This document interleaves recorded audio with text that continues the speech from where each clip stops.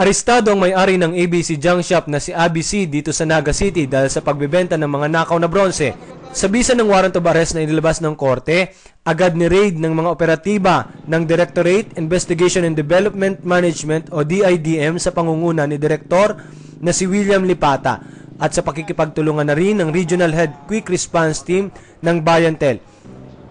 At nakumpiska mula sa junk shop ang mahigit 2 toneladang bronze. Ayon kay Lipata, sa nakuhang mga bronze, ang karamihan dito ay pagmamay-ari ng telecommunication company na kung saan ang mga nakaw na bronze mula sa linya ng telepono ay hayagang ibinebenta sa nasabing junk shop. Meron kaming search warrant galing sa branch 14 ng Ligao kay Judge Maalat. Totally 3 days na yan na na-issue sa amin. Ngayon lang namin na-issue. Tapos yung documentation, mga resibo, papirmahan ng mga testigo, i-inquest po namin sila sa piskal.